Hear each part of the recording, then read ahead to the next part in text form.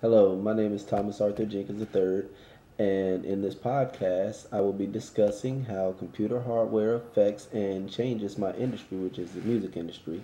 And I will also be discussing how computer software affects and changes my industry also. And during this, I will be discussing some of the technologies that are out there today that are being used.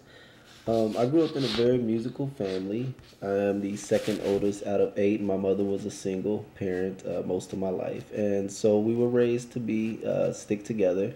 And a lot of the things we would do, for instance, would be family events like singing or having family talent shows, which of course everyone would win. But and during this, my mom was always singing like constantly. She had songs from when she was sad, when she was mad, and when she was just trying to get motivated. So that kind of drew me to music a lot. And at the age of 14, I went from writing poetry to actually writing my own songs. Well, it wasn't until I was 19 in Lexington, Kentucky, when I was introduced to a friend who had a home studio of his own. And this was my first time ever being involved in the music recording process itself. And it was a simple setup. It was a 4 track tape recorder, and it had a Casio keyboard, maybe one dynamic mic, and a homemade booth, which wasn't much of a booth. But what really caught my interest was the 4 track recorder.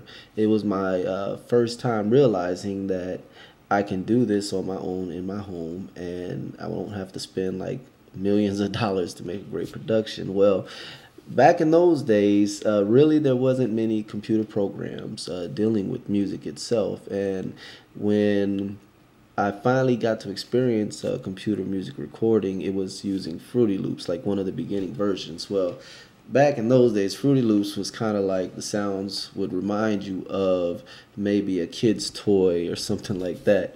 But as years have gone by, and to this day, the music that is produced by that particular program is unbelievable. It's changed dramatically, and now you can get professional sounding music out of something that's simple. Well, as far as the software is concerned, you have programs nowadays like Logic 9, you have Pro Tools, and those programs are kind of the major leagues there. But if you know these programs, pretty much in every major studio there is, you can go in and be able to manipulate and work in their atmosphere without having any problems. So you have to know what type of software you're going to be using, and there's software for everything that can even make it easy for you to put your music on the internet and promote and sell. Now, as far as hardware is concerned, the computers are just amazing. I mean, you have computers that are specially built just for making the music. And as a producer, engineer, technician, whichever route you want to take, you have to know what type of hardware goes with these particular computers.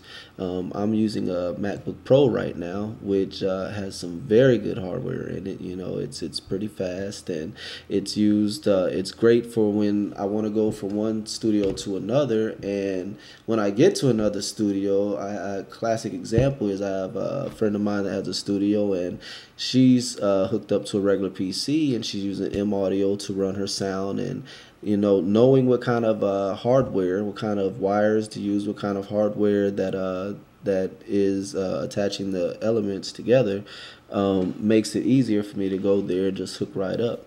And along with that, knowing that our computer hardwares, our capabilities are equal to what we're trying to hook it into also makes a big difference. So, you have to know your computer parts. You never know when there's a time where you're going to need to get some extra memory, or maybe you want to change your CPU or do something to make your computer stronger. Especially if you have big projects, you're going to need to know how to do these particular changes. So that's why it's good to know about the different hardwares, from your video cards to your sound cards. I mean, there's sound cards nowadays specifically just made for studio recording. That's their main purpose. So, there's a lot of hardware, there's a lot of good software out there, and it all can make you a better person in the studio recording industry if you know exactly what you're doing with this particular equipment. So you have to stay up to date with it also.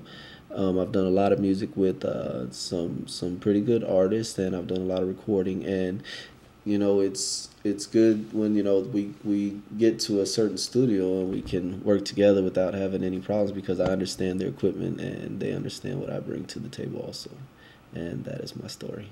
Peace.